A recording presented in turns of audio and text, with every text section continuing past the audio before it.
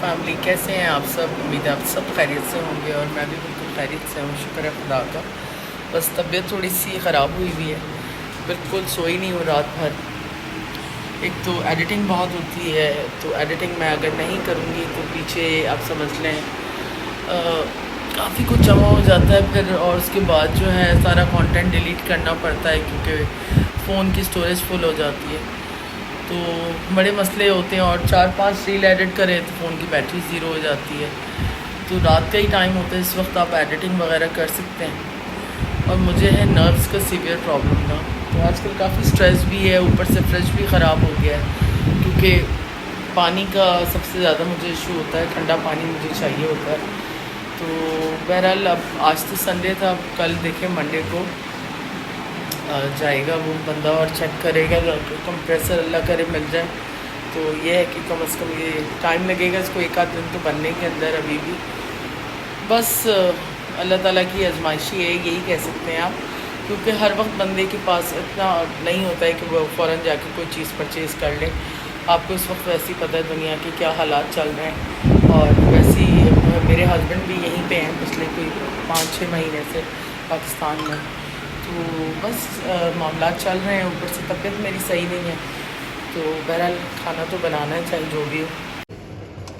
दाल यहाँ रेडी है, बस मुझे इसके अंदर ना टमाटर डालने हैं और उसको भगाड़ना, मतलब प्याज टमाटर का पूरा सेटअप बनाकर, क्योंकि काली दाल है। तो अब मम्मी को भी भूख लगी हुई है, और ये और ऊपर से ना 2-3 दिन से ना बड़ी एक्सर्शन हो गई, कभी इधर जाना कभी उधर जाना, कभी ये मसला कभी वो मसला, कभी इसको देखूं कभी उसको देखूं, सारी चीज़ों को लेके चलना पड़ता है, क्या करें आपके।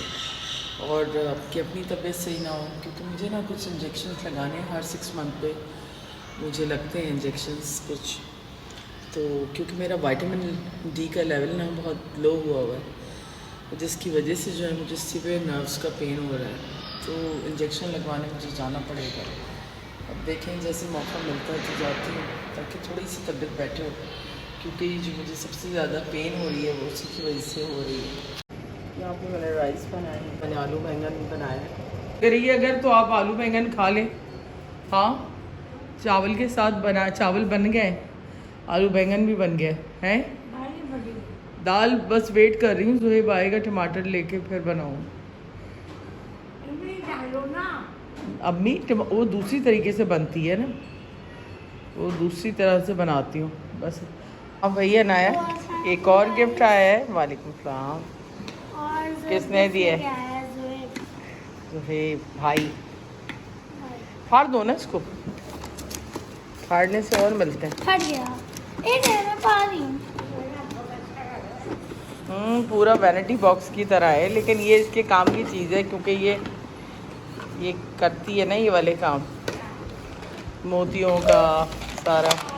इसका स्ट्रैप दिया जाता है, इसको आप बाहर भी लेके जा सकते हैं। इसके अंदर तुम और भी बहुत सारी चीज़ें अपनी रख सकती हो। बस यही है। हाँ, इसके साथ ये है ना, ये इस तरह आप बना सकते हैं। हवा भी दिया है और इसका दिया है, यहाँ पे लगा सकते हैं। वो पीछे से बुला रहा है, देखो कौन। माऊ। और माशाल्लाह से इतनी कोई अच्छी हवा चल रही है कल से, ठंडी ठंडी हवा है, बड़ा अच्छा वेदर है। मैंने कहा शावर लूँ, शायद थोड़ी सी तबीयत ठीक हो। तो खाने में मैंने आज बनाई काली दाल, साथ चावल हैं, आलू बैंगन है। सुहेब का वेट कर रही हूँ, क्योंकि सब्ज़ी मैं मंगा के रख नहीं सकती, फ्रिज की ना होने की वजह से ना, मतलब ख़राब है जब से। तो जो इम्तियाज़ से मैं सब्ज़ी लाई थी अभी 2 दिन पहले, वो भी सारी ख़राब हो गई। तो बड़ा मसला चल रहा है यार, बहुत टेंशन है। और यहाँ पे रात का खाना रेडी हो चुका है। तो यहाँ पे आलू पालक साथ में ये क्या बैंगन, आलू और राइस क्या हुआ चिकन नसीब में नहीं थी भाई, इम्तियाज़ से तो गोश्त कभी लेना ही नहीं चाहिए। लेना ही नहीं चाहिए। तो एक ने लिया था, गोश्त इसने लिया था, इसने लिया था। मम्मा ने बोला था, मम्मा ने एक्सपीरियंस हो गया ना आज। ये बिल्कुल यूज़ करने के काबिल गोश्त नहीं है। सब बर्बाद हो गया।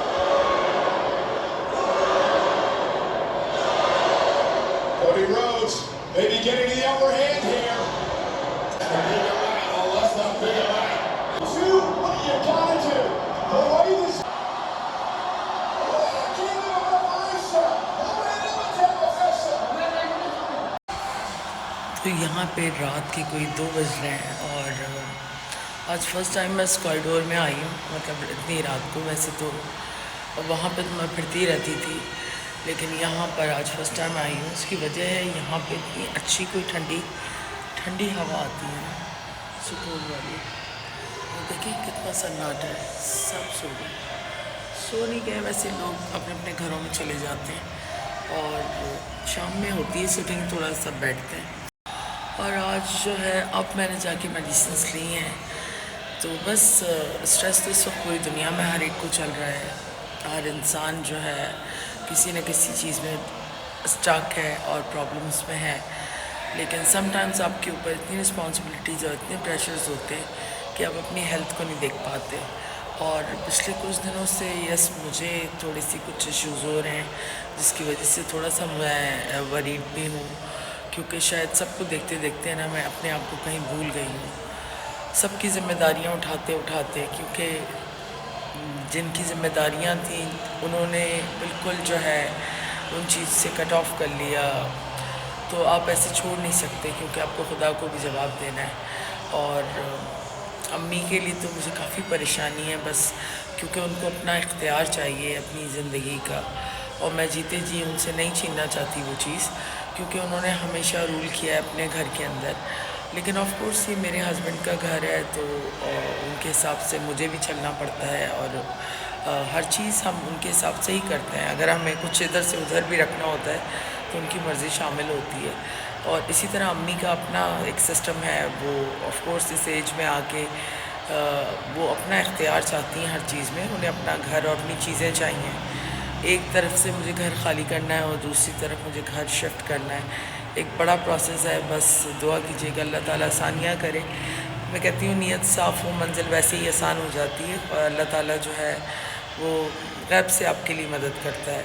तो ज़िंदगी में अप एंड डाउन मैंने बचपन से अब तक बहुत देखे हैं, और still her cheese going on है। ज़िंदगी में सब कुछ कभी भी सही नहीं होता, देखने में हर चीज़ सही लगती है, लेकिन इंटरनली बहुत सारी चीज़ें, बहुत सारे तूफ़ान आपको कहीं ना कहीं ब्रोक करके गए होते हैं। बहरहाल इट्स पार्ट ऑफ लाइफ, आप कुछ कर नहीं सकते। जब तक हम जी रहे हैं हम स्ट्रगल करनी पड़ेगी। कहते हैं ना हम एक ऐसे समंदर में हैं कि अगर हम हाथ पैर मारना बंद कर देंगे ना तो हम डूब जाएंगे।